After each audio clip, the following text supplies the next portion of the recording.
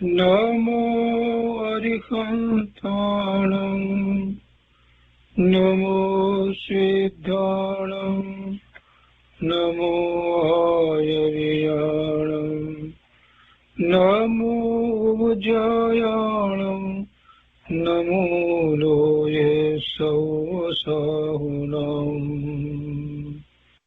અસપંસનમોકારો સર્વપાવપનાશનો મંગલાણં ચ સૌવર્તે પરમં મંગલમ અજ્ઞાનતિમિરંધાનાં જ્ઞાનાંજનશલાકયા ચક્ષુન્મીલિतं येन તસ્મૈ શ્રીગુરવે નમઃ મુખાદિવ્યાકુક્ષિરત્નં સબ્દજિતવર્યાત્મજં શ્રીરાજચંદ્રયહું વંદે તત્વલોચનદાયકં પ્રભુતત્વલોચનદાયકં.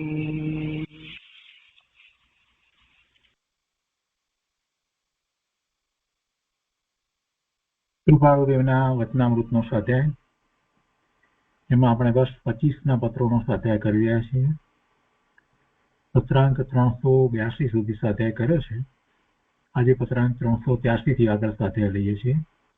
પુસ્તકમાં પાન નંબર 335, પત્રાંક 383. પત્રાંક 383 કોની ઉપર લખાયો છે તે સ્પષ્ટ નથી.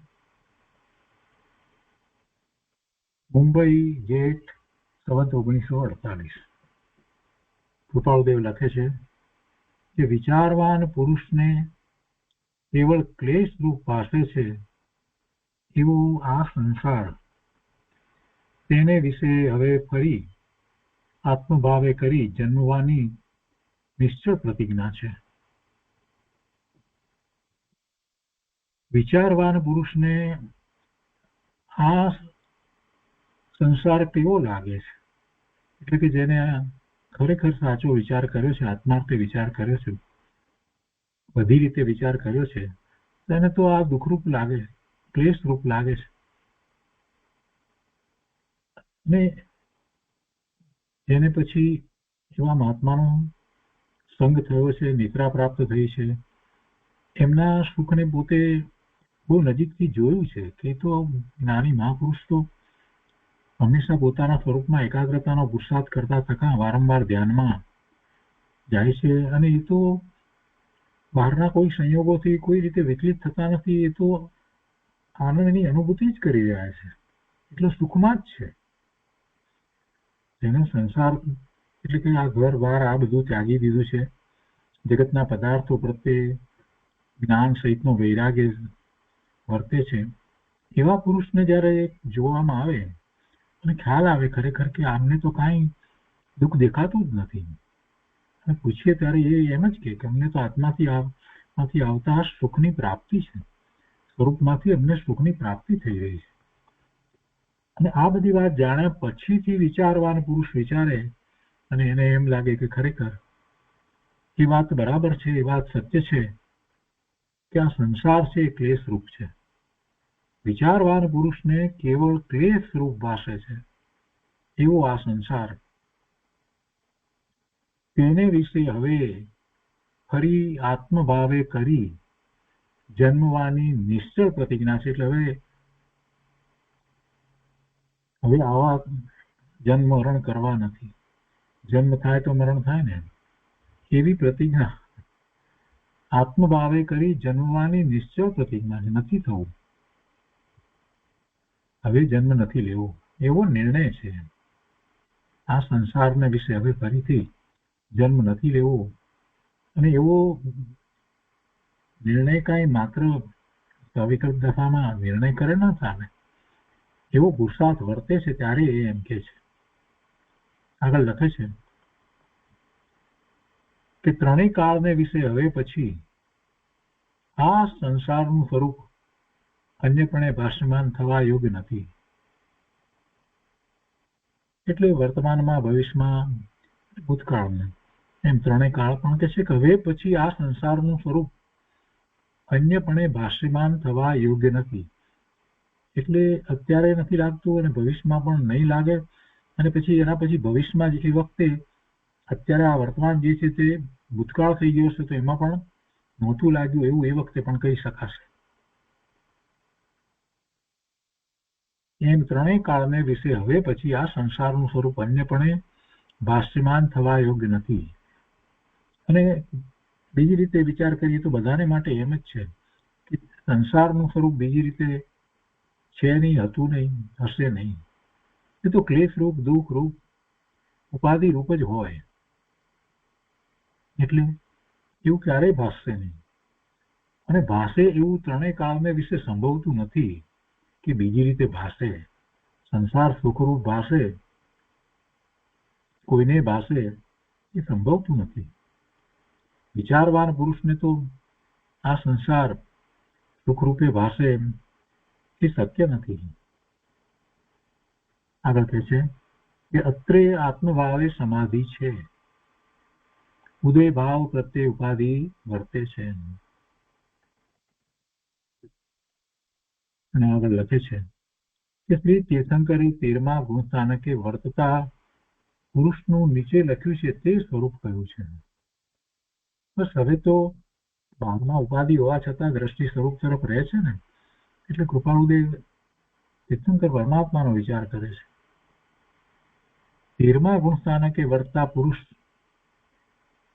એટલે જે ભાવ મોક્ષની દશામાં વર્તે છે એનું સ્વરૂપ કેવું હોય તો એનું વર્ણન કરતા કૃપાળુદેવ લખે છે કે આત્મભાવને અર્થે સર્વ સંસાર સંવૃત કર્યો છે, સર્વ સંસાર સંકોચી લીધો છે. આત્મભાવને અર્થે સર્વ સંસાર સંવૃત કર્યો છે એટલે કે હવે સંસાર ભાવના થતી નથી, લોક ભાવના થતી નથી, રાગ દ્વેષના પરિણામ હવે થતા નથી. એ આત્માને લક્ષ્ય જ પરિણામ થઈ રહ્યા છે. એટલે બીજું જે પહેલા બધું કરતાપણું ને ભોગતાપણું ને એમાં રસ પડવો ને આ બધી વાતો જે બહારમાં હતી એ બધી તો ચાલી ગઈ. એમણે પોતાની જાતને બહાર તરફથી સંકોચીને સ્વ તરફ વાળી દીધી છે. એટલે આત્મભાવને અર્થે સર્વ સંસાર સમૃદ્ધ કર્યો છે જેણે, અર્થાત સર્વ સંસારની ઈચ્છા જેના પ્રત્યે આવતી નિરોધ થઈ છે. હવે કોઈ સંસારની એવી ઈચ્છા ઉત્પન્ન જ નથી થતી, એનો નિરોધ થઈ ગયો છે. એવા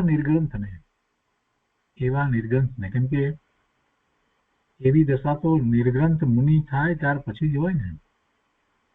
એટલે એવા નિર્ગ્રંથને, એવા સત્પુરુષને એ પ્રાણી ચડ્યા છે અને 12મે ગુણસ્થાને સર્વ કથાએ રહી થઈ અને ત્યારે બીજું શુક્લ ધ્યાન પ્રગટ થયું છે તો પછી 13મે ગુણસ્થાને આવે છે. તો એ 13મે ગુણસ્થાને કેવી દશા છે એ વાત કૃપાળુદેવ લખે છે. એવા નિર્ગ્રંથને, સત્પુરુષને 13મે ગુણસ્થાનકે કહેવા યોગ્ય છે. અને સંસારની બધી ઈચ્છા એનો નિરોધ થઈ ગયો છે, કોઈ ઈચ્છા ઉત્પન્ન જ નથી થતી અને સંસાર તરફથી તો પોતે પોતાને સંકોચી લીધો છે એટલે સ્વ તરફ વાળી દીધો છે. આવી દશા જયારે હોય છે ત્યારે બીજું શું હોય છે સાથે એ કહે છે કે મન સમિતિએ યુક્ત, વચન સમિતિએ યુક્ત, કાય સમિતિએ યુક્ત. મન, વાણી અને કાયાની સમિતિ યુક્ત છે એવી સમિતિ પૂર્વક રહ્યા છે. 5 સમિતિની વાત કરીએ છીએ આપણે. અહીંયા તો બીજી વાત લીધી, ક્રિયા સમિતિ વગેરેની વાત કરી છે, પણ અહીંયા તો કહે છે કે મન સમિતિએ યુક્ત, વચન સમિતિએ યુક્ત, કાય સમિતિએ યુક્ત એમ કરીને વાત લીધી. એટલે મન, વાણી અને કાયા ની પ્રવૃત્તિ બહુ જ ઉપયોગપૂર્વક થાય છે. કોઈ પણ વસ્તુને ગ્રહણ ત્યાગ કરતા સમિતિ એટલે આદાન નિક્ષેપણ સમિતિ, આદાન વસ્તુ લઈ મૂકવી એ સમિતિ. દીર્ઘ શંકા આદિનો ત્યાગ ઉત્સર્ગ સમિતિ આપણે જે કહીએ છીએ, દીર્ઘ શંકા આદિનો ત્યાગ કરતા સમિતિઓ. મનને સંકોચનાર, વચનને સંકોચનાર, કાયાને સંકોચનાર. મન, વાણી, કાયાનો કોઈ રીતે એવો ફેલાવ થતો જ નથી કે જેથી કાંઈ સૂક્ષ્મ હિંસા પણ થાય, સૂક્ષ્મ હિંસા પણ ન થાય. અને કેવળી પરમાત્માને તો એવો જ યોગ હશે કે એમનું શરીર કેવળ જ્ઞાન થયા પછીથી પરમ ઔદારિક થઈ જાય છે. તીર્થંકર ભગવાનને તો પહેલેથી જ પરમ ઔદારિક શરીર હોય છે, બીજા કેવળીને પણ પછી પરમ ઔદારિક શરીર થઈ જાય છે. અને એ શરીરના હલનચલન દ્વારા આ જે વાયુકાય વગેરે જીવો છે ને એની હિંસા નથી થતી.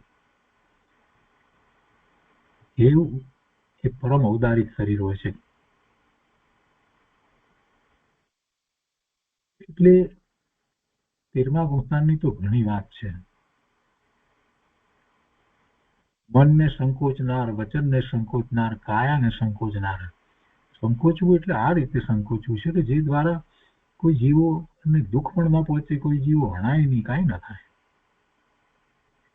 સર્વ ઇન્દ્રિયોના સંકોચપણે બ્રહ્મચારી, ઉપયોગ પૂર્વક ચાલનાર, ઉપયોગ પૂર્વક ઉભો રહેનાર, ઉપયોગ પૂર્વક બેસનાર, ઉપયોગ પૂર્વક શયન કરનાર. જો 13મા ગુણસ્થાનની દશામાં પછી એવી કોઈ નિંદ્રા હોતી નથી. સુઈ જઈએ આપણે એમ કે એ જાતની કોઈ નિંદ્રા હોતી નથી પરમાત્માને. ઉપયોગ પૂર્વક શયન કરનાર એટલે એ રીતે સમજવાનું છે. ઉપયોગ પૂર્વક બોલનાર. શું બોલે? 13મા ગુણસ્થાનની દશામાં જીવ સ્વરૂપમાં સ્થિર થઈ ગયા છે. બોલવું ક્યાં છે? પણ છતાંય વાણી નીકળે છે શરીરમાંથી. અહીંયા એમ નથી કહ્યું કે મુખથી બોલે, અને ક્યાંક એવી રીતે મુખથી વાણી નીકળે એવું બોલવા કહેવામાં આવ્યું તો ખરેખર મુખથી વાણી કેવડીને તીર્થંકરને નીકળતી નથી. એ તો સ્વરૂપમાં ગુપ્ત થઈ જાય છે. એટલે એમને તો બોલવાનો એવો વિકલ્પ હોતો નથી. ઉપયોગપૂર્વક આહાર લેનાર. હવે અહીંયા પણ સમજવાનું છે, એમને કોઈ કવલ આહાર હોતો જ નથી. કોળિયાનો આહાર આપણે જે કહીએ જેને કવલ આહાર કહેવાય, એવો કોઈ આહાર હોતો જ નથી. એવો આહાર હોતો નથી. આ જે હવા લે છે, હવાને ગ્રહણ કરે છે જે કંઈ, એ જ આહાર. એનાથી શરીર ટકે છે, એનાથી જ શરીર ટકે છે, કેમ કે ભૂતગળ છે ને.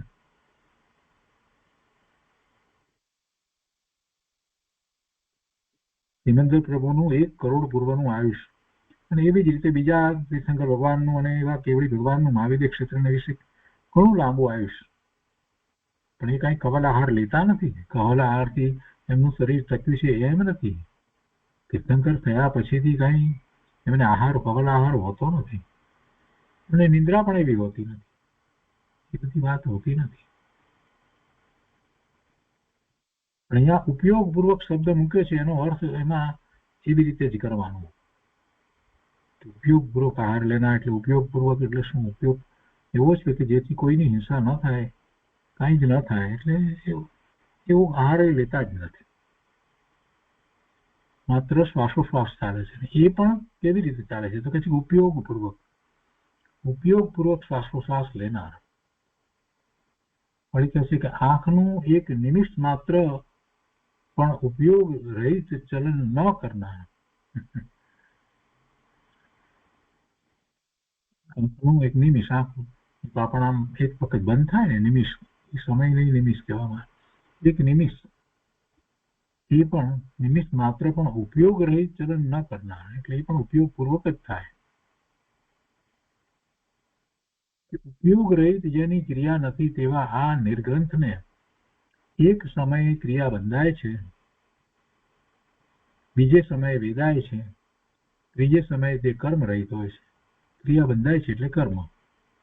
ત્રીજે સમયે વિદાય, ત્રીજે સમયે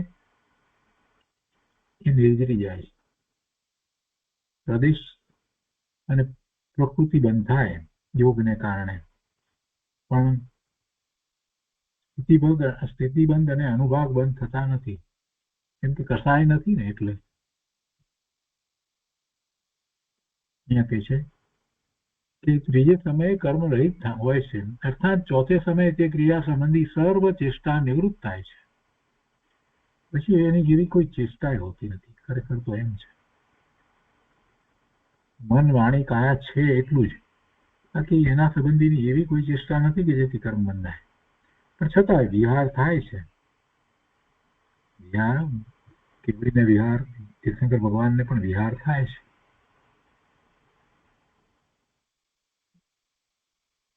એટલે અહીંયા આગળ પછી વાત ઘણી લખવાની બાકી રહી ગઈ છે.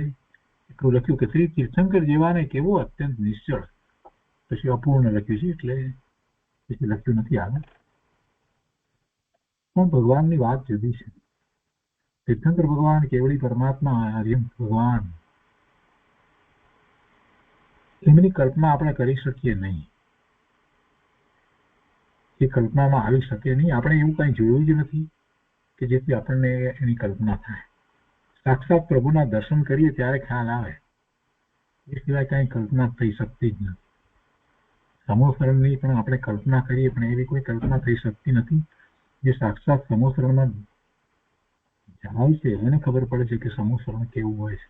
ગમે તેટલા લોકો આવે છતાં એમ ન થાય કે જગ્યા ખૂટે, કે સમોસરણ આપોઆપ એ રીતે જ મોટું થતું જાય. એમ બધાને સમાવી લે.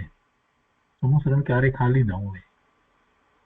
આ બધું એ તો દેવો ને ઇન્દ્ર એ બધા સમોસરણની તો રચના કરતા હોય છે. લાખ જેવો આવ્યા હોય તો લાખે અંદર સમાય, ને 5 લાખ આવે તો 5 લાખ પણ સમાય.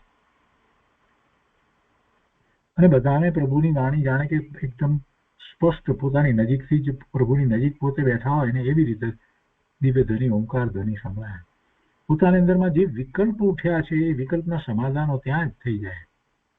કઈ પણ વિકલ્પ જેને જે ઉઠે એના સમાધાનો ઓમકાર ગ્રહણ કરતા એને થઈ જાય, પ્રશ્ન ઉઠે નહીં.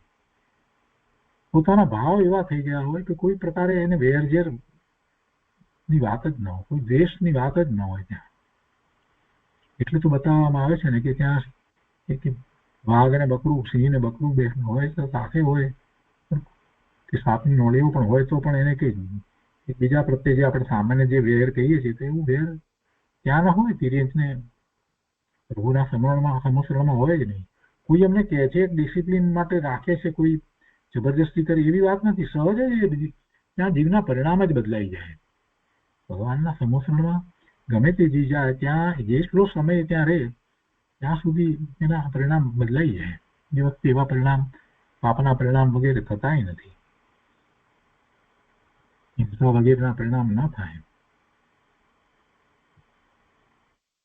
પણ અહીંયા તો બીજી વાત લીધી છે, ઉપયોગપૂર્વક. મુખ્ય વાત બધી જગ્યાએ લખી છે તે ઉપયોગપૂર્વક, સમિતિપૂર્વક એ રીતે વાત લીધી છે. એમને એ તરફ દ્રષ્ટિ હોય એવું તો હોય નહીં, સ્વરૂપમાં સ્થિર થયા છે, પણ સહજ એમ જ હોય. ઉપયોગ એવો સ્થિર થયો છે કે બીજું બધું જે થાય તે જરૂર વિનાનું એક જરાક પણ હલનચલન થાય નહીં. બિનજરૂરી કાંઈ હલનચલન નથી થતા. બીજી એક વાત અહીંયા જે લીધી છે એમાં પણ કે ઉત્સર્ગ ક્રિયા 13મા ગુણસ્થાને એવી જાતની હોતી જ નથી. આહાર પણ નથી હોતો અને એવો નિહાર પણ નથી હોતો. નિહાર હોતો નથી. કેવડીને આહાર ને નિહાર હોતા જ નથી. પણ જે એવી દશા પ્રગટ કરવાના છે એવા મુનિને પહેલા હોય છે. પણ જયારે એ દશા 13મું ગુણસ્થાન આવી જાય ત્યાર પછીથી કેવળ જ્ઞાન થયા પછીથી કેવડી પરમાત્માને આહાર કે નિહાર બેમાંથી કાંઈ હોતું નથી. એમનું શરીર પરમ ઔદારિક હોય છે. એ શરીરનો પડછાયો પણ પડતો નથી. એમાંથી લાઈટ આપણને પસાર થઈ જાય એવી પારદર્શકતા હોય છે. એમનો વિહાર થાય છે તો એ જમીન ઉપર પગ એમના અડતા નથી, આકાશમાં થાય છે, અધ્ધર જ થાય છે. ઢગલા માંડીને વિહાર કરે એમ નથી હોતું. એમને કોઈ વિકલ્પ નથી હોતો કે વિહાર કરીને અહીંયા જઈએ, એવી કોઈ વાત નથી હોતી. એમને કોઈ વાળ વધતા નથી, નખ વધતા નથી, મારું કાંઈ થતું નથી. નિંદ્રા હોતી નથી, પોતાના સ્વરૂપમાં જ સ્થિર છે. એવું એ 13મું ગુણસ્થાન છે. અહીંયા કેટલીક વાત જે છે અને એ અપેક્ષાથી લેવાની કે જે એવું 13મું ગુણસ્થાન પ્રગટ કરનાર છે એની અપેક્ષાથી લેવી. એટલે સિદ્ધાંતની વિરુદ્ધ કઈ વાત નથી એમ સમજવાનું. અને અહીંયા અપૂર્ણ રહ્યું છે ને એટલે નહીતર પછી એમાં પછી આગળ બધી વાત આવત જેથી આપણને વધારે સ્પષ્ટ થાય. બે પછી 384મો પત્ર છે. 384 અને 385 બંને પત્ર સૌભાગભાઈ પ્રત્યે લખાયા છે. આપણે એ લઈએ છીએ. મુંબઈ, અષાઢ સુદ 9, સંવંત 1948. કૃપાળુદેવ સૌભાગભાઈ પ્રત્યે લખે છે કે શબ્દ આદિ 5 વિષયની પ્રાપ્તિની ઈચ્છાએ કરી જેના ચિત્ત અત્યંત વ્યાકુળપણે વર્તે છે એવા જીવોનું જ્યાં વિશેષપણે દેખાવું છે એવો જે કાળ તે આ દુષમ કળિયુગ નામનો કાળ છે.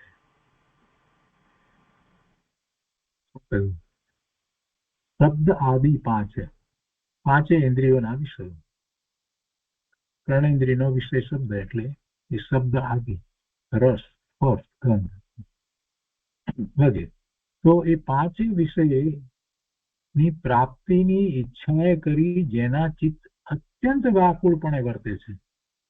એક ઈચ્છા પૂરી થઈ નથી ત્યાં બીજી થઈ જાય, બીજી પૂરી થઈ નથી ત્યાં તો બીજી 2 ઊભી થાય. અને એ જ્યાં સુધી ઈચ્છા પૂરી ન થાય ત્યાં સુધી વ્યાકુળપણે વર્તે છે. એટલી બધી વ્યાકુળતા છે.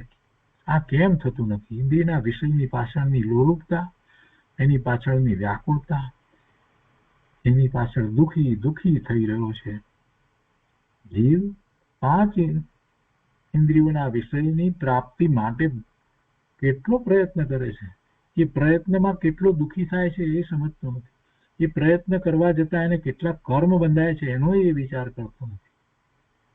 કૃપાળુદેવ કહે છે કે શબ્દ આદિ 5 વિષયની પ્રાપ્તિની ઈચ્છાએ કરી જેના ચિત્ત અત્યંત વ્યાકુળપણે વર્તે છે, એને શાંતિ નથી, ચિત્તમાં કાંઈ શાંતિ નથી.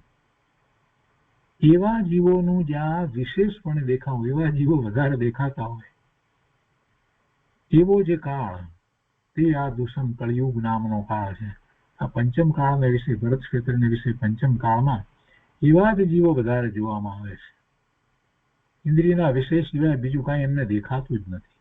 અને આપણે પણ આપણી આસપાસમાં વિચાર કરીએ તો એમાં ખ્યાલ આવે છે કે ઇન્દ્રિયના વિષયો જે છે તે છોડવા જેવા છે એવી માન્યતાવાળા કેટલા, કરોડોમાં કેટલા, કરોડો લોકો લઈએ તેમાં એ છોડવા જેવા છે એવું દ્રઢપણે માનતા હોય કે ઇન્દ્રિયના વિષય એ કંઈ આત્માનું સ્વરૂપ નથી, એને લીધે તો ભટકવું થાય છે.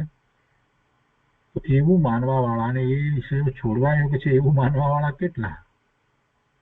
એટલે કોઈ જ નથી. બધાને ઇન્દ્રિયના વિષયો ગમે છે અને એને માટે જ પ્રયત્ન કરે છે, એને માટે પરિગ્રહ પણ કરે છે, એને માટે લડાઈ કરે છે. શું નથી કરતા એને માટે? ઇન્દ્રિય વિષયોની પ્રાપ્તિ માટે આ જગતની અંદર સંસાર પર્યાયમાં રહેલા જીવો શું નથી કરતા? બધું જ કરે છે. કઈ મનુષ્યો જ કરે છે એવું નહીં, તિર્યંચ પણ એમ જ કરે છે. બધા જ એમ કરી રહ્યા છે. અને એવું વિશેષપણે દેખાવું થાય. બીજા કાળને વિશે પણ આ હોય પણ ઓછું હોય. ભગવાન બિરાજતા હોય એવા કાળને વિશે આ બધું ઓછું હોય. ઇન્દ્રિયના વિષયોની લોલુપતા એટલી ન હોય. અને ક્યાંક કાંઈક હોય તો પણ એને એ માટે જીવોને બધાને ક્ષોભ થતો હોય. કરી પ્રભુની આવી પવિત્ર વાણી હું સાંભળી અને પ્રભુના દર્શન કરી અને એમની સાથે આ બધા કેવડી પરમાત્મા, આ બધા ગણધર ભગવાન, આચાર્ય ભગવાન, ઉપાધ્યાય ભગવાન, મુનિ મહારાજ, આ બધાનો સંયમ, આ બધું જોઈ અને પણ મને કાંઈ વિચાર નથી થતો, હું હજી ઇન્દ્રિયના વિષયમાં ડૂબ્યો છું, એવો એને વિચાર આવે. ભગવાન બિરાજતા હોય ત્યારે મોટાભાગના જીવને આવું બધું થાય. કેટલાય લોકો પહેલી વખત માત્ર ગયા હોય પ્રભુ દર્શન કરવા અને દીક્ષા લઈ લે, કેટલાય લોકોનું થાય. એવો એ કાળ મહાવીર ક્ષેત્રને વિશે હંમેશા એવો જ કાળ રહે છે. જયારે એ કાળ વીતી ગયા ને 2500 વર્ષ થઈ ગયા અહીંયા, અને આ પંચમ કાળ ચાલે છે, એમાં ક્યાંક ક્યાંક કંઈક હજી ધર્મની વાત મળે છે, પણ હજી જેમ આગળ ને આગળ કાળ વીતતો જશે એમ તો પછી એ બધું ઓછું થતું જશે, લુપ્ત થતું જશે. દુષ્મ કળિયુગ નામનો આ કાળ છે, તેને વિશે વિહવળપણું, જેને પરમાર્થને વિશે નથી થયું. હવે આ કાળની વાત તો કરી, પછી હવે કે છે કેવો આ કાળ છે, તો તેને વિશે વિહવળપણું, જેને પરમાર્થને વિશે નથી થયું, એટલે પોતાનો પરમાર્થ જળવાઈ રહ્યો છે, અને આ કાળમાં આ બધાને જે થઈ રહ્યું છે તો એથી કઈ એ પોતે વિહવળ થઈ ગયા છે, વિચલિત થઈ ગયા છે, એવું નથી થયું. ચિત્ત વિક્ષેપ પામ્યું નથી. આ બધું હોય, પંચમ કાળ છે છતાં પણ ચિત્ત વિક્ષેપ પામ્યું નથી. સંગે કરી પ્રવર્તન ભેદ પામ્યું નથી. બીજી પ્રીતિના પ્રસંગે જેનું ચિત્ત આવૃત થયું નથી. આત્માના સંગે કરીને પ્રવર્તન ભેદ પામ્યું નથી, બીજી રીતે પ્રવર્તન થતું નથી. બીજી પ્રીતિના પ્રસંગે જેનું ચિત્ત આવૃત થયું નથી, એક આત્માની જ પ્રીતિ રહે છે, એ સિવાય બીજી કોઈ પ્રીતિ થતી જ નથી. બીજા જે કારણો તેને વિશે જેનો વિશ્વાસ વર્તતો નથી, આત્મા સિવાયના બીજા જે કારણો છે એનો કાંઈ વિશ્વાસ નથી, એની રુચિ પણ નથી ને એને સમજવું નથી. એ તો બધું સમજાયેલું જ છે, બધું પર છે, પોતાથી ભિન્ન છે. એવો જો કોઈ હોય તો તે આ કાળને વિશે બીજો શ્રી રામ છે. એવો જો કોઈ હોય તો તે આ કાળને વિશે બીજો શ્રી રામ છે. રામચંદ્રજી ભગવાન મુનિ દીક્ષા ગ્રહણ કરી પછી તો કેવળ જ્ઞાન પ્રગટ કરે છે, અને આયુષ પૂર્ણ થતા એ મોક્ષ સીધા આવે છે, સિદ્ધ થયા છે. ત્યારે તો રામચંદ્રજી તો સિદ્ધ છે. આગળ લખે છે અહીંયા કે તથાપી જોઈને સખેદ આશ્ચર્ય વર્તે છે કે એ ગુણોના કોઈ અંશે સંપન્ન પણ અલ્પજીવો દ્રષ્ટિગોચર થતા નથી. ખેદ શું થાય છે કૃપાળુદેવને? તથાપી જોઈને ખેદ થાય છે, આશ્ચર્ય ખેદ, સખેદ આશ્ચર્ય છે, ખેદ સહિત આશ્ચર્ય વર્તે છે કે એ ગુણના કોઈ અંશે સંપન્ન, કે બધા તો ગુણો ન હોય આવ્યા હોય, પણ કોઈક ગુણો આવ્યા હોય એવા અલ્પ જીવો દ્રષ્ટિગોચર થતા નથી. એવા કોઈ જીવો દ્રષ્ટિગોચર થતા નથી, દેખાતા જ નથી. એમને તો જાતિનું જ્ઞાન છે ને, જે પૂર્વે જોયું છે એ સ્મૃતિમાં આવે છે, એટલે એમને કેવું લાગતું હોય. ભગવાનની સાથે જે કાળ વિતાવ્યો છે, જે સમય વિતાવ્યો છે, એ કાળ એમને સ્પષ્ટ જાતિ સ્મરણ જ્ઞાનમાં દેખાય. અને અત્યારે આ પંચમ કાળ તો કૃપાળુદેવને કેવું લાગે? આપણે જરાક વિચાર કરવા જેવો છે. આવો કાળ, આવો દુષ્મ કાળ. હવે લખે છે અહીંયા કે નિંદ્રા સિવાયનો બાકીનો જે વખત, તેમાંથી એકાદ કલાક સિવાય બાકીનો વખત મન વચન કાયાથી ઉપાધિને જોગે વર્તે છે. ઉપાય નથી, એટલે સમ્યક પરિણતિએ સંવેદન કરવું યોગ્ય છે. પોતાનો બધો સમય આમાં જાય છે એમ કે છે. નિંદ્રા સિવાય પછી બીજો એકાદ કલાક સિવાય, એકાદ કલાક ધ્યાન વગેરેમાં જાય, પછી સિવાય આ બધી પ્રવૃત્તિ રહે છે, વેપાર ને બીજું ત્રીજું કંઈક ચાલતું હોય છે. એટલે ઉપાધિને જોગે વર્તે છે, પણ એને ટાળવાનો બીજો કોઈ ઉપાય નથી. એવા ઉદયો વર્તે છે, પણ છતાં પણ શું છે, એનો બીજો કોઈ ઉપાય નથી. છતાં પણ શું છે તો કે છે કે સમ્યક પરિણતિ એ સંવેદન કરવું યોગ્ય છે. સમ્યક પરિણતિ એ કોઈ રીતે વિચલિત થયા વિના, ધ્યાન કર્યા વિના, કોઈ પ્રકારની ચિંતા રાખ્યા વિના પોતાના આત્માનું સંવેદન જે થયું છે એનું લક્ષ્ય રાખી અને આ બીજું બહારમાં જે ચાલે છે એ ચાલે છે એમ એના જ્ઞાતા દ્રષ્ટા ભાવે પ્રવર્તવું એ જ યોગ્ય છે. સંયોગને બદલી શકાતા નથી. કૃપાળુ દેવ પણ એ સંયોગને બદલી શકતા નથી. સંયોગ તો છે પણ કૃપાળુ દેવને શાંતિ છે. આટલા બધા પત્રો આપણે વાંચ્યા 24મા વર્ષમાં 25મા વર્ષમાં બધામાં કૃપાળુ દેવ એમ લખે છે અત્રે સમાધિ છે પાછી ઉપાધિ છે લખે છે. તો ઉપાધિ જે છે છતાં પોતાને સમાધિ છે આ કેટલા દિવસથી આપણે વાંચી રહ્યા છીએ. એ જ વિચાર કરવા જેવી વાત છે કે આપણને ઉપાધિ હોય અને પછી પાછી ધ્યાન થાય સમાધિ વર્તે એવું બને. કેટલું અઘરું છે. એવો બનાવ આગલા દિવસે બની ગયો હોય કંઈક વેપારની અંદર કંઈક નુકસાનનો કે કંઈક ચિંતાનો કંઈક એવો વાત આવી ગઈ હોય અને પછી બીજે દિવસે સવારમાં આખી રાત એનો જ વિચાર ચાલ્યો હોય સવારમાં ઉઠીને ધ્યાન કરવા બેસે કેવા વિકલ્પો ઉઠે. કેવી રીતે શાંતિ જળવાય કેવી રીતે સમાધિ રહે. આ બધી વાત તો વિચારવા જેવી છે. કૃપાળુ દેવની દશામાંથી આપણે તો સમજવાનું છે કે આવા ઉપાધિના પ્રસંગો મુંબઈમાં રહ્યા વેપાર વગેરે ચાલતા હોય અને એમાં પણ પાછા પેલાની અપેક્ષા પણ એવી હોય જેમ સાથે ભાગીદારમાં કામ કરે છે. તો એવી વખતે કૃપાળુ દેવ એમ લખે કે અમને શાંતિ છે કે અમને સમાધિ છે. ઉપાધિ છે છતાં સમાધિ છે. આ વાત જ સમજવા જેવી છે. એટલે કે છે કે સમ્યક પરિણતિએ સંવેદન કરવું યોગ્ય છે. એનો ઉપાય નથી એટલે એનો ઉપાય કરવાની જરૂર નથી. ઉપાય શું થાય? કર્મના ઉદયોને કઈ પકડીને બેસાડી શકશે? આવશે તો આવશે. એવા ઉદયો આવવા યોગ્ય છે તો આવીને રહેશે. એટલે એનું કઈ કરવાનું નથી. જે કરવાનું છે પોતાને પોતાના પરિણામનું કરવાનું છે. પેલા કર્મ જડ છે એના ઉદય આવે એ એના પરિણામ છે. એ જડના પરિણામ સામે શું જોવું છે? જડના પરિણામને દૂરથી જોયા કરવાના છે અને સ્વ પરિણામ માટે જાગૃત રહેવાનું છે. આ વાત આપણને કૃપાળુદેવ પાસેથી પ્રાપ્ત થાય છે. આગળ અહીંયા કહે છે કે મોટા આશ્ચર્યને પમાડનારા એવા જળ વાયુ ચંદ્ર સૂર્ય અગ્નિ આદિ પદાર્થોના જે ગુણો એ સામાન્ય પ્રકારે પણ જેમ જીવોની દ્રષ્ટિમાં આવતા નથી અને પોતાનું જે નાનું ઘર અથવા જે કંઈ ચીજો તેને વિશે કોઈ જાતનું જાણે આશ્ચર્યકારક સ્વરૂપ દેખી અહંત વર્તે છે. અહમત્વ વર્તે છે. અહમ ભાવ વર્તે છે.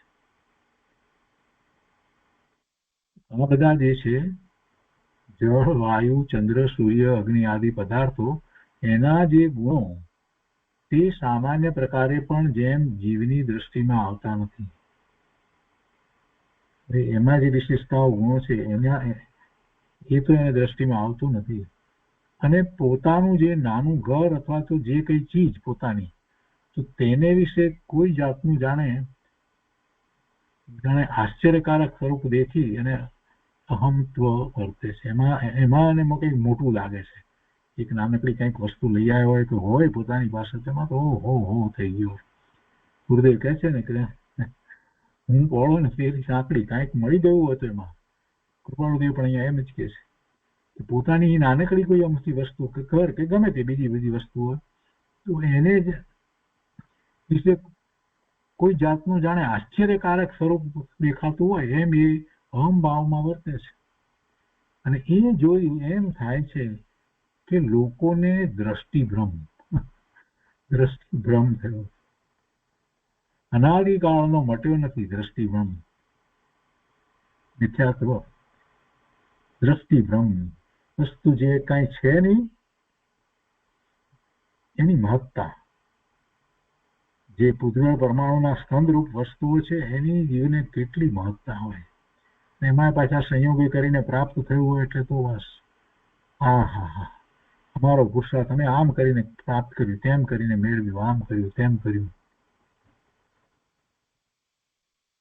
લોકોને એટલું બધું એનું હોય છે કે ભૂલી જાય છે કે જે ક્યાં છે કયા સંયોગોમાં અત્યારે કયો સમય છે કોની આગળ બેઠા છે એ બધું ભૂલી જાય એની વાત આવે ત્યારે ધર્મની વાત સાંભળવા માટે આવ્યા હોય અને જરાક એ વાત કંઈક કોઈકે મૂકી તો એ પછી બોલવા લાગે છે કે અમે આમ કરીને આમ કર્યું, તેમ કરીને તેમ કર્યું, આમ પછી પૈસા આમ આપે, આમ કર્યું, તેમ કર્યું, છેવટે આવી મોટી કાર અમે લાવ્યા. એનું વર્ણન અડધો કલાક કરે છે. ભૂલી જાય છે કે સામે પેલા જ્ઞાની બેઠા છે, એમની પાસેથી લાભ લેવાનો હતો ને પોતે મૌન રહેવાનું તો એ ભૂલી જાય છે. આવું તો બનતું જોયું છે. એટલું બધું એના પ્રત્યેનું એટલું બધું રાગ ને એટલું બધું અભિમાન પાછું કામ કે ભૂલી જાય છે. કૃપાળુદેવે અહીંયા લખ્યું છે ત્યારે મને એ વાત યાદ આવે છે. સમય પૂરો થઈ જાય પેલા જ્ઞાની પુરુષ તો પછી ચાલ્યા જાય છે.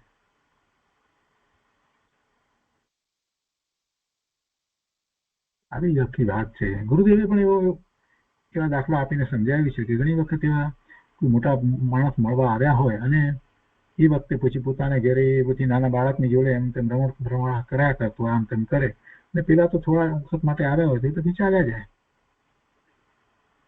એમ આ જીવ સમય વેડફી રહ્યો છે. પોતાને જે અમૂલ્ય અવસર મળ્યો છે ને એ વેડફી રહ્યો છે. કહેવાનો આશય તો એ ગુરુદેવનો એ છે. અહીંયા પણ કૃપાળુદેવ આશ્ચર્ય વ્યક્ત કરે છે. એને આ માટે એને આશ્ચર્ય અહમ ભાવ થાય છે એ જોઈને. અને એ જોઈ એમ થાય છે કે લોકોને દ્રષ્ટિભ્રમ થયો છે. અનાદિકાળનો દ્રષ્ટિભ્રમ મટ્યો નથી. અને એ દ્રષ્ટિભ્રમ જેથી મટે એવો જે ઉપાય, દ્રષ્ટિભ્રમ મટવાનો ઉપાય, તેને વિશે જીવનું અલ્પ પણ જ્ઞાન પ્રવર્તતું નથી. ભ્રમ છે માને ત્યારે એને ઉપાય કરે ને એને એ ભ્રમ જ લાગતો નથી. કહે છે કે એનો ઉપાય તેને વિશે જીવનું અલ્પ પણ જ્ઞાન પ્રવર્તતું નથી. અને તેનું ઓળખાણ થયે પણ સ્વેચ્છાએ વર્તવાની જે બુદ્ધિ, એટલે કે એવો ઉપાય જે છે એ કોઈક જ્ઞાની પુરુષ સમજાવે એટલે એમ, અને એ એવું જ્ઞાન કંઈક એવી ઓળખાણ થાય, એવો પરિચય થાય એના ઉપાય માટેનો, તો એ વાત કહે છે કે અને તેનું ઓળખાણ થયે પણ સ્વેચ્છાએ વર્તવાની જે બુદ્ધિ તે વારંવાર ઉદય પામે છે.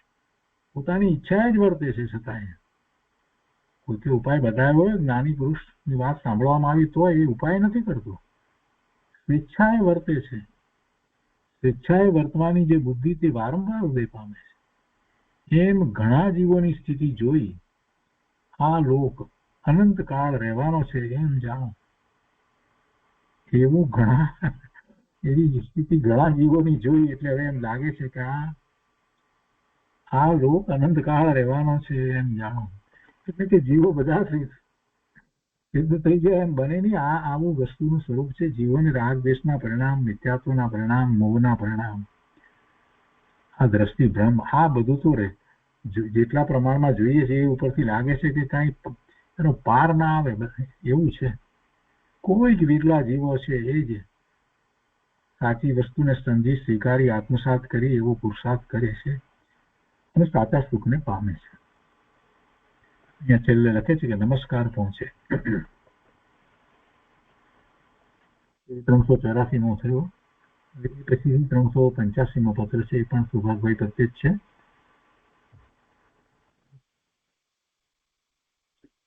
મુંબઈ અષાઢ તિથિ લખી નથી, સંવત 1948. કૃપાળુદેવ સુભાષભાઈ પ્રત્યે લખે છે કે સૂર્ય ઉદય અસ્ત રહિત છે. જો આખી વાત જુદી રીતે અહીંયા મૂકી છે, આપણને વિચાર કરતા મૂકી દે એવી વાત છે. સૂર્ય ઉદય અસ્ત રહિત છે. માત્ર લોકોને ચક્ષુ મર્યાદાથી બહાર વર્તે ત્યારે અસ્ત અને ચક્ષુ મર્યાદાને વિશે વર્તે ત્યારે ઉદય એમ ભાસે છે. પણ સૂર્યને વિશે તો ઉદય અસ્ત નથી. કેવી વાત છે. સૂર્યને વિશે વિચાર કરવા જઈએ સૂર્યની અપેક્ષાથી તો એને ક્યાં અસ્ત કે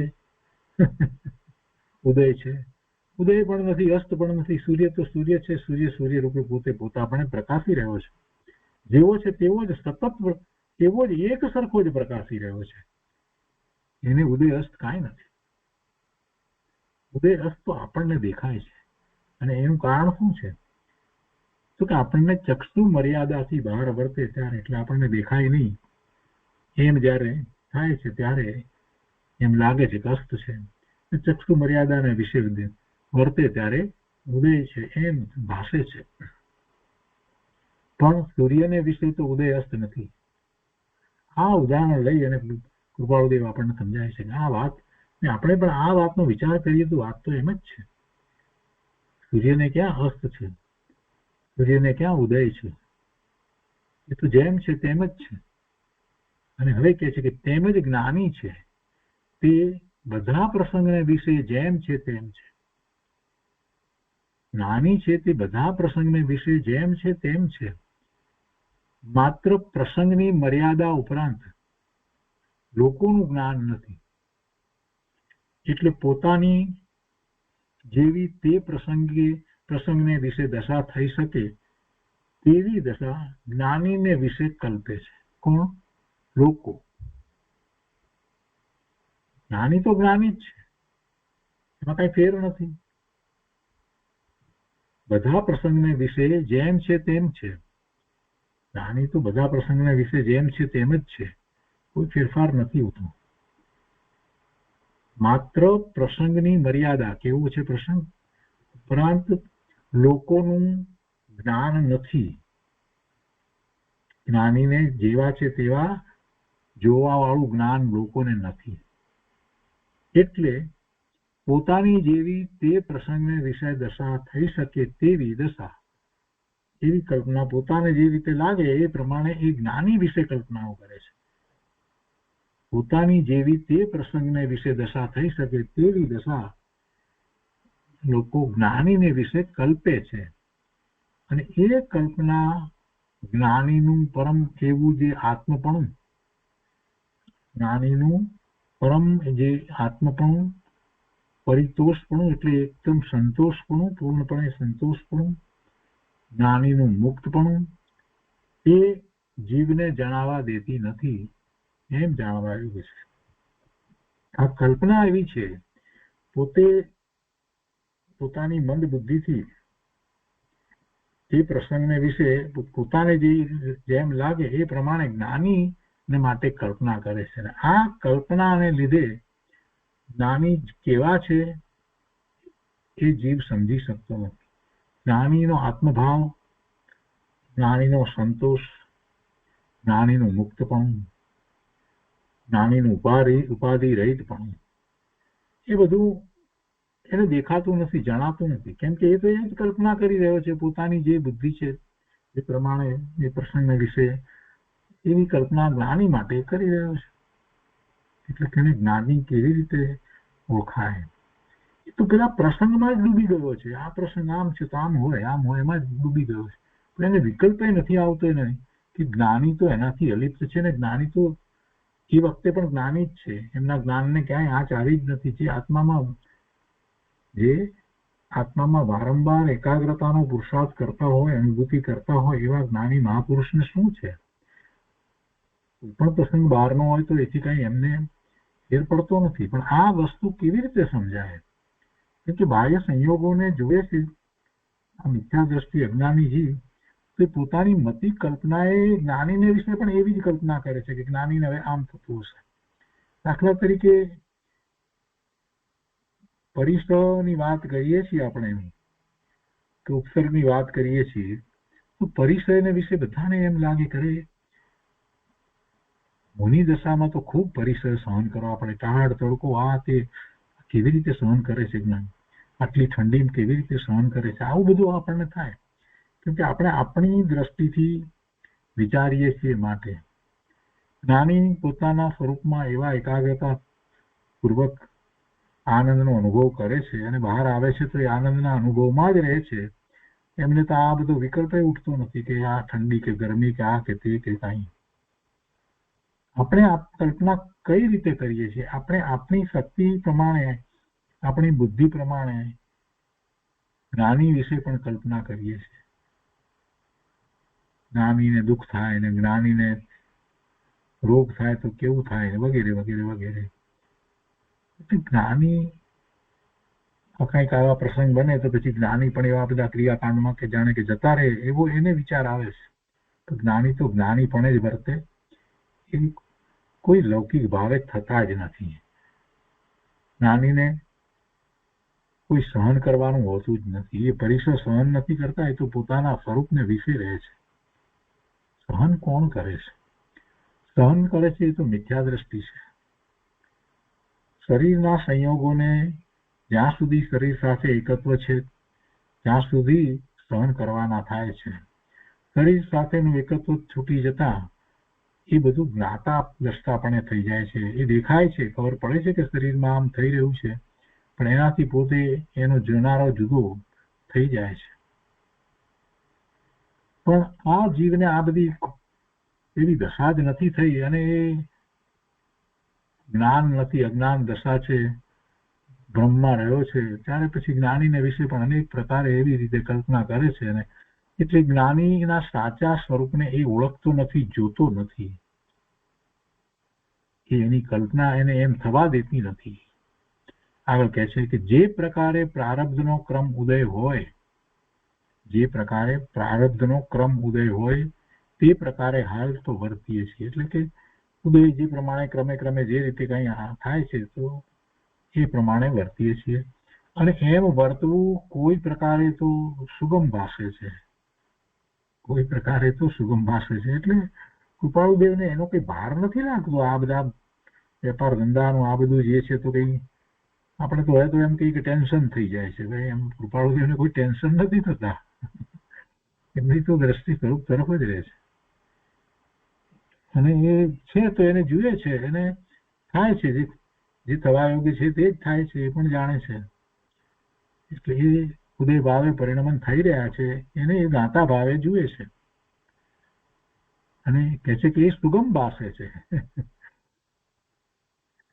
લખે છે કે ઠાકોર સાહેબને મળવા સંબંધી વિગત આજના પત્રને વિશે લખી.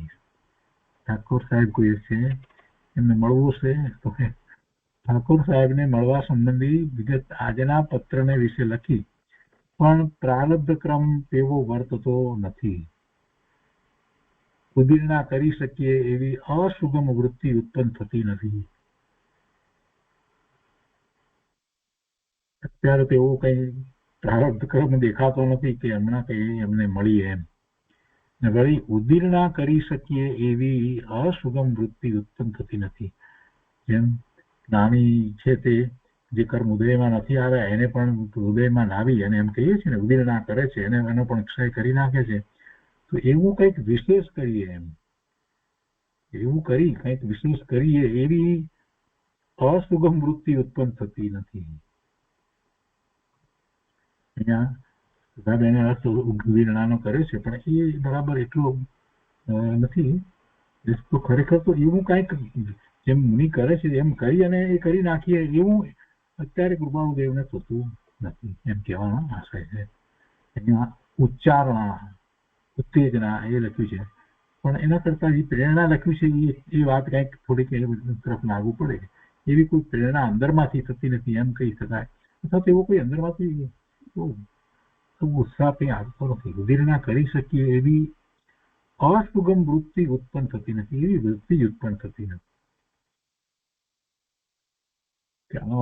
જે કંઈ છે એને એકદમ અમે છોડી અને નીકળી આવીએ ત્યાં એમને મળવા માટે, એવું કંઈ થતું નથી. એવી વૃત્તિ અંદરમાંથી ઉત્પન્ન થતી નથી. જો કે અમારું ચિત્ત નેત્ર જેવું છે. ગોપાળદેવ બહુ સરસ વાત લખે છે અહીંયા કે અમારું ચિત્ત નેત્ર જેવું છે, આંખ જેવું છે. નેત્રને વિશે બીજા અવયવની પેઠે એક રજકણ પણ સહન થઈ શકે નહીં.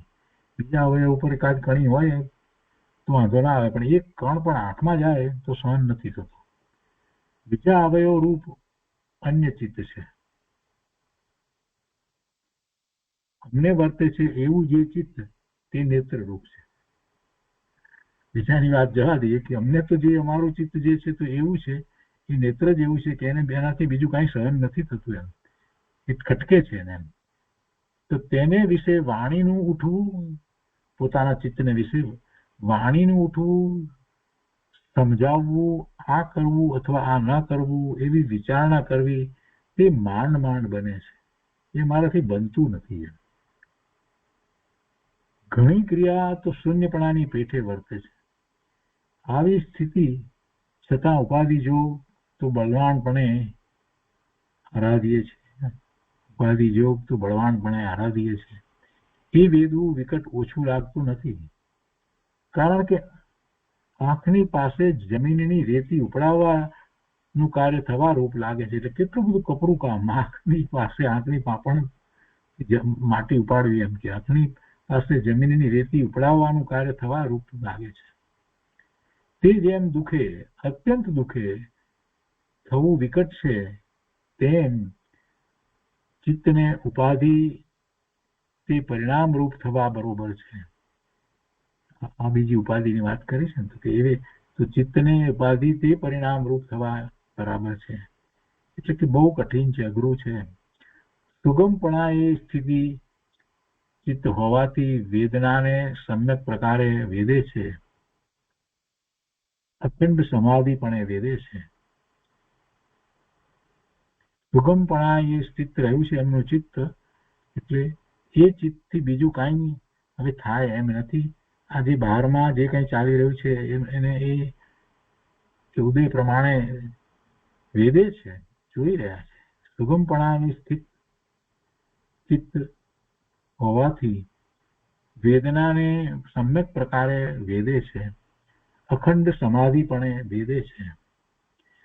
આ વાત લખવાનો આશય તો એમ છે કે આવા ઉત્કૃષ્ટ વૈરાગ્યને વિશે આવો ઉપાધિ યોગ વેદવાનો જે પ્રસંગ છે તેને કેવો ગણવો, અને આ બધું શા અર્થે કરવામાં આવે છે, જાણતા છતાં એ મૂકી કેમ દેવામાં આવતો નથી, એ બધું વિચારવા યોગ્ય છે. એટલે આ બધું વેપાર વગેરે બધું કેમ મૂકી દેવાતું નથી, એ બધું વિચારવા યોગ્ય છે. પછી લખે છે કે મણિ વિશે લખ્યું તે સત્ય છે. એમના પુત્ર મણિભાઈ હતા ને, સૌભાગભાઈના. ઈશ્વરે ઈચ્છા જેમ હશે તેમ થશે. વિકલ્પ કરવાથી ખેદ થાય, અને તે તો જ્યાં સુધી તેની ઈચ્છા હોય ત્યાં સુધી તે પ્રકારે જ પ્રવર્તે. સમ રહેવું યોગ્ય છે. એટલે કંઈક મણિભાઈ માટે થઈ અને સુભાગભાઈને એમ થતું છે કે તમે કંઈક કહો તો કંઈક બીજી રીતે થાય કે કંઈક, પણ કે એની જેમ જ્યાં સુધી એને જે રીતે ઈચ્છા હશે તે પ્રમાણે તે રીતે પ્રવર્તશે. તમને ખેદ થાય પણ સમજાય છે, પણ વિકલ્પ કરવાથી ખેદ થાય અને એને બદલે શાંતિ રાખવી, એમ કે છે. સમ રહેવું યોગ્ય છે, એમ કે છે કે સમ રહેવું યોગ્ય છે. એ તો જ્યાં સુધી તેની ઈચ્છા હોય ત્યાં સુધી તે પ્રકારે જ પ્રવર્તે. સમ રહેવું યોગ્ય છે. આવું કુટુંબમાં ઘણું બધું થતું હોય, ચાલતું હોય, ઘણી બધી વાત લીધે આપણે વિચલિત થઈએ છીએ. કૃપાળુદેવ આપણને માર્ગદર્શન આપે છે કે ભાઈ તેના પરિણામ જે રીતે થવા યોગ્ય હોય એ રીતે થઈ રહ્યા છે, તો પછી આપણે વિચલિત થઈ અને શાંતિનો ભંગ કરવો નહીં.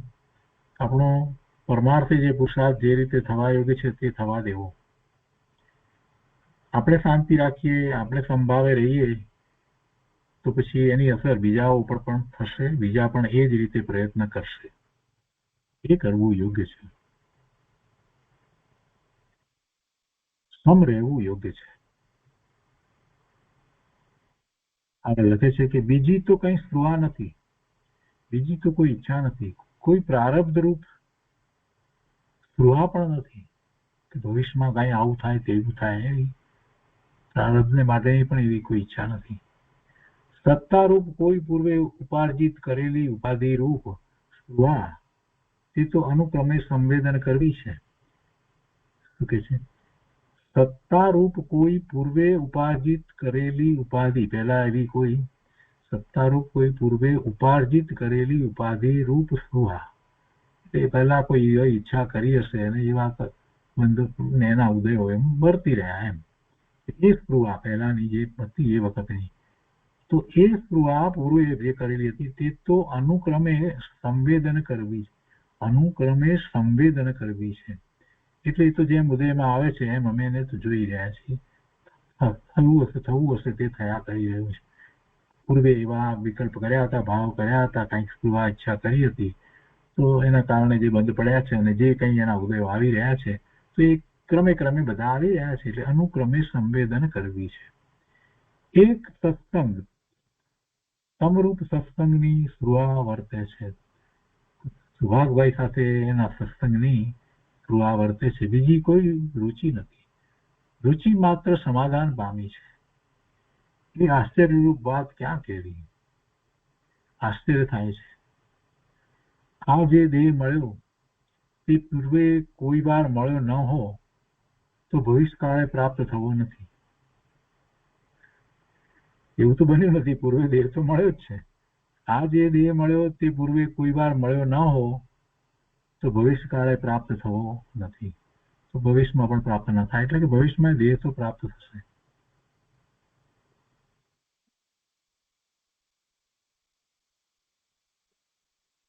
બીજી રીતે પણ છે કે અત્યારે વર્તમાનમાં જે દેહ મળ્યો છે તેની અપેક્ષાથી વિચાર કરીએ તો આ જે દેહ મળ્યો તે પૂર્વે કોઈ વાર મળ્યો ન હો, નથી મળ્યો, આ જે મળ્યો અત્યારે મળ્યો એ કદાચ નથી મળ્યો એમ વિચાર કરીએ તો પછી ભવિષ્યકાળે પણ પ્રાપ્ત નહીં થાય એમ. એવો પણ એક ભાવ નીકળે છે.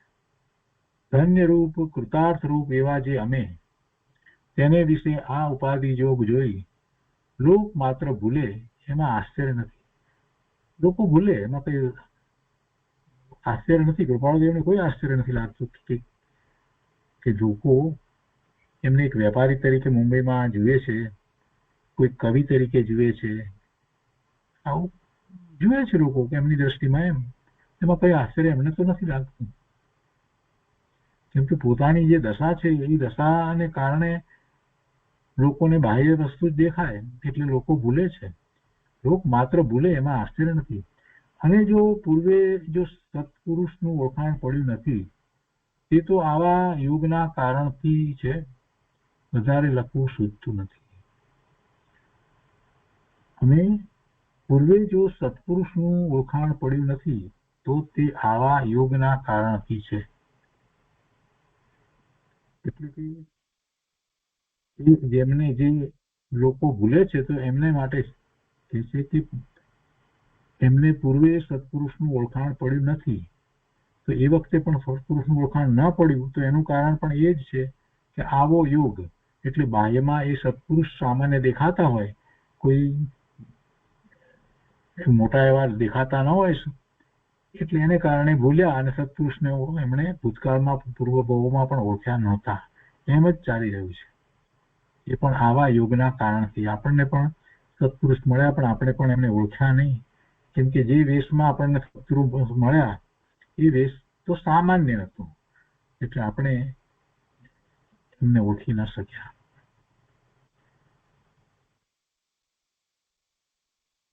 વધારે લખવું સૂચતું નથી. નમસ્કાર પહોંચે.